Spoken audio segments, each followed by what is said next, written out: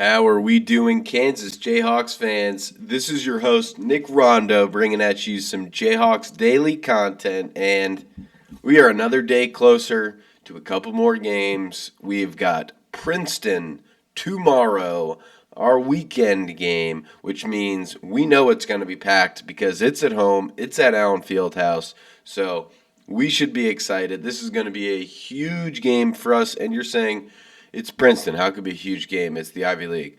It's our last tune-up game, so to speak, before Duke. So this is pivotal. This is you can't. We dropped the game to UNC. We biffed it. We lost. We got to move on. Now we got to look at another huge non-conference game that has to strengthen our resume. That sees where we can put ourselves, not even just in the blue bloods, but kind of in the scope of college basketball for this year. We've got to know. I mean, we just saw some of us saw a thriller of Alabama Purdue, the other night. Just these are crazy talented teams. They're going to the wire, and we didn't go to the wire with UNC.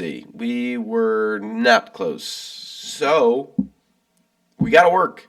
We got work to do. Princeton's on our way, and then we got Duke. And we're not going to look past them. They're a great team. They just produced a great player like Xavier Lee on Florida. He was a Princeton guy. I feel like it's different academics, but, he probably is going to have a great time over at Florida rather than Princeton. But still, going to be an excellent game. Very excited. And the odd thing I would also say is that this team is also very short. It's an interesting matchup. We'll dive into it, but we're going through all the keys, all the starters, all the scores that we might see for this Kansas game. Thank you guys for tuning in. But again, Kansas playing Princeton at Allen Fieldhouse, 2 p.m. Eastern tomorrow. ESPN Plus, as we're going to be able to stream that. So again, pretty common theme for all of these lower level type games when we're not matched up against the UNCs and the Dukes of the world. So let's see how we're playing. So again, like I said, Princeton, another short lineup. Not just starting lineup, another short team. And, it's understandable. It's an Ivy League. They're more focused on, getting the players that also align academically, completely understand. Doesn't mean they're a scrub because Princeton makes the tournament every couple years. We know that. So it's always, Princeton, Yale, Harvard. They're always jumping in, trying to get a game in the tournament, try to upset somebody. Do we not remember a couple years ago, that Auburn game, first round? Ivy League's tough. You never can count them out. Now, you don't just need to wait for March to count them out. So they can surprise you at home on a Saturday in November. So let's see how we're lining up. Again, they're going to be a little bit shorter. Their tallest player is going to be only about 6'9". So again, we're looking pretty similar to what it was last time. And what did I say? We got a rebound. But we'll look into them. So their best player, their top scorer, is going to be Dalen Davis. He is a sniper from three. He makes about 2 threes a game and shoots over 47%. He shot over about 40% last year. This team, you're going to get a little bit of a hint. They can shoot. They can shoot very well. They're going to be a great three-point threat. So to counteract that, we got to play great defense. We can't let them get to their spots. And these threes that they take have got to be really bad looks. So we'll see how that kind of matches up for their likings. But again, Dalen Davis going to be probably their best player, big facilitator, best scorer. Again, he's a returning starter. He was one of their better players in the team last year too. So like on. Again, he's only 6 feet tall. Jackson Hick, another returner for them, 6'5", another great shooter. I mean, this guy, like I said, common theme. These guys all shoot about 40% from three. We have one of those guys from last year, and they have all of them. Just every single one of these guys is very capable of shooting the basketball. Their tallest player is going to be C.J. Happy, quite a name, but another returner, and that's another thing. They stayed in the system. It makes sense. Ivy League school. You typically stay where you choose you're going to go. They're not typical like any other school. Just transfer here. Where's the better opportunity? Where am I going to get? They care a lot about getting a degree from an Ivy League school as well as playing pretty good basketball. The Ivy League championship, you get the same, not the same chance, but you get a good chance to make, the NCAA tournament. It's tough to turn that away, so that's why you're seeing all these returners. And there are a lot of good players. A lot of good players in there. CJ Happy going to be their tallest. Their best rebounder is going to be Malik Abdullahi, and he is about 6'8". Great rebounder. And again, apologize if I got the name wrong, but he's going to be really tough. He gets their most rebounds on their team. Seems to play somewhat close to the most amount. Again, 3 games, it's so tough to kind of really tell. That's why some of their shooting numbers could be a bit inflated, but I'm not steering away. These guys also, I'm looking at their previous years, they're all over the 35% threshold of three-point shooting. Not every single player, but the ones I'm mentioning. And that's talent. That is difficult. It means we got to shut down the three-point shots every attempt.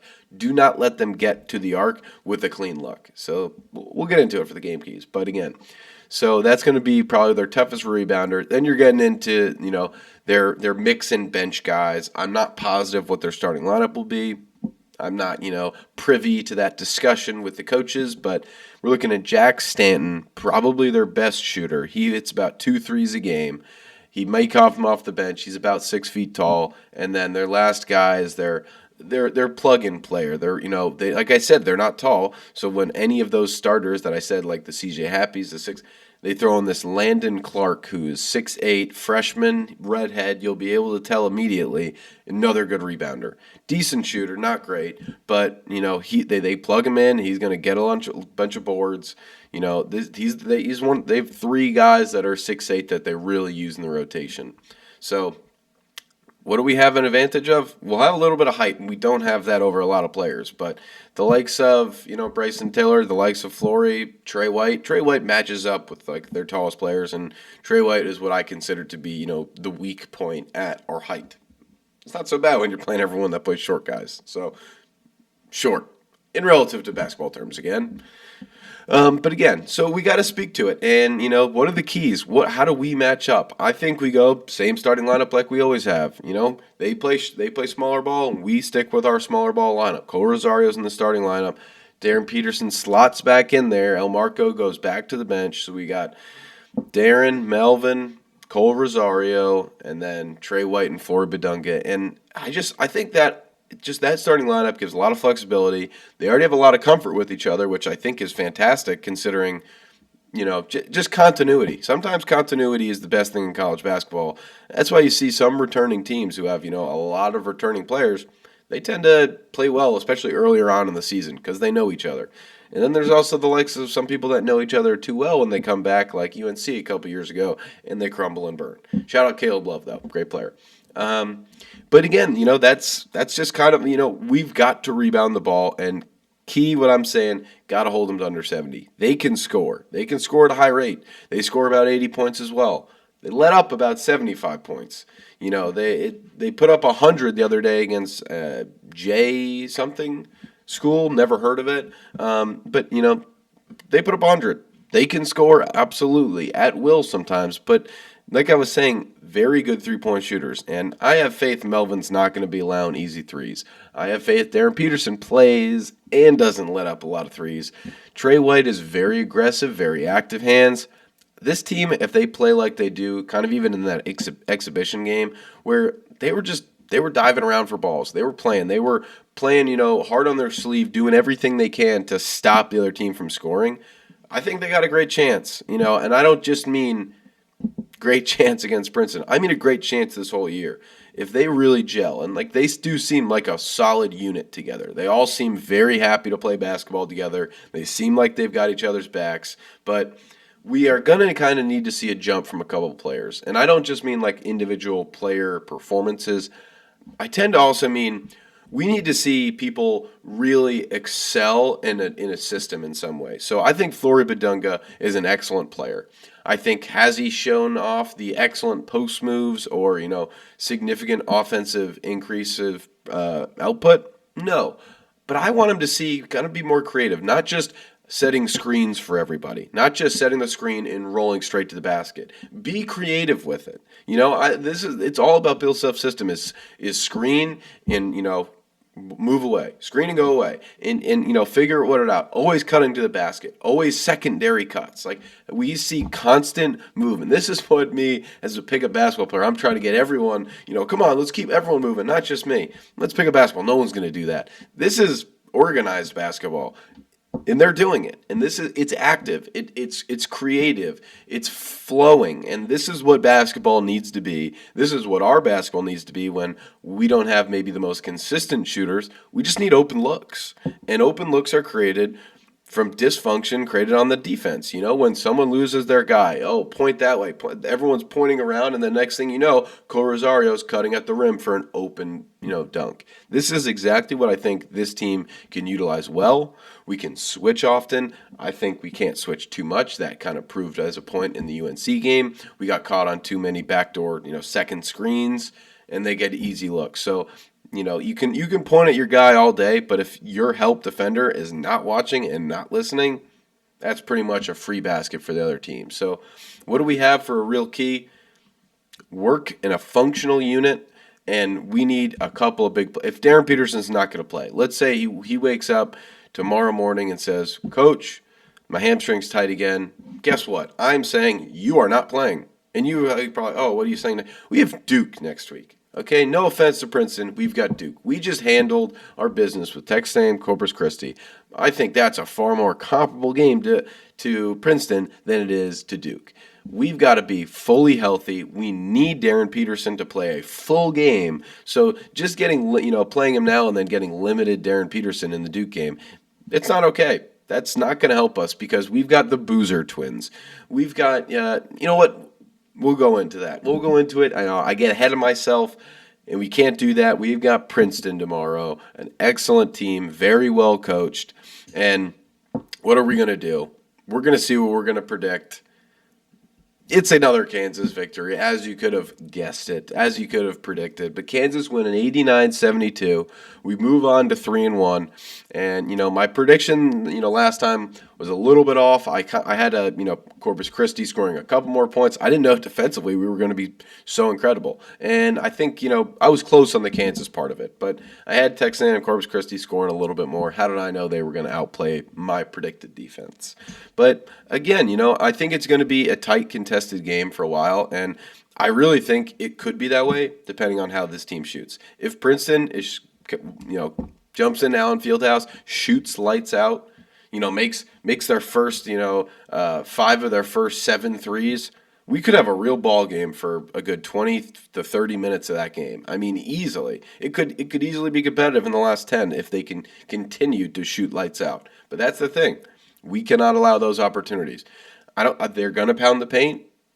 I don't think so. Maybe. But Flory's got to be ready. And I have consistent faith that he will be. And more than anything, we're going to mention his name. We need Cole Rosario and Bryson Tiller, the OT maniacs, to help us out. We need big three-point performances from them. We need Jaden Dawson to come off the bench, not just hit 1 3. Not 1 3, Jaden. And don't think, oh, my God, a 3 went in. Yes, we understand. But we need a lot. We need them in bunches, dude. We got you on this team because you're one of the three-point specialists that we need. We don't need another Ryland Griffin. I will say this, at least Ryland Griffin, he was just not taking him. He was too afraid. His mechanics were off. Jaden Dawson's taking him. They just don't look good. And, maybe I'm being too critical, but you were a key starter that we got from Chicago. Really was hoping that you were going to take this step, and we still haven't seen it quite, but hey, early on in the season, we've got Princeton, we've got Duke, we've got some big games coming up. Just show up by then, and that's all we can hope for. So, Cole Rosario, I want a couple of threes from you. Jaden Dawson, I want a couple of threes. Darren, if you play, if you're watching, 20 points again. That's what we always expect. 20-point Darren. Honestly, if he does play and puts up 20 points, and then he plays Duke and he puts 20 points, I'm just going to call him 20-point Darren. There is no other point to call him anything else besides 20-point Darren because he goes in, doesn't matter how he plays, doesn't matter how the rest of the team plays. He says, I'll take my 20-piece nugget and I'll leave. And that's what he gets. And it's amazing to watch because his 20 points are special. They always are.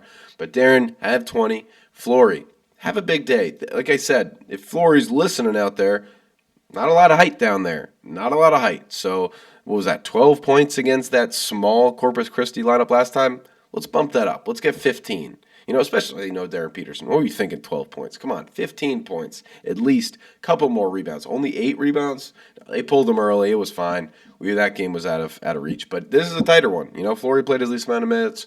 We wanted a little bit more. Bryson Tiller, we want a couple of threes from you. We want a couple of rebounds. Let's stay hot defensively. Let's block that ball. Let's steal that ball. Let's show that we are indeed a top 10 defense to watch out for in this day and age in college basketball. We are tough. We are gritty. We are hard-nosed. Let's just go have fun and let's get to 3-1. It's a business trip at home. Let's take them. Thank you guys so much again for listening and tuning in. Appreciate you guys watching my game previews.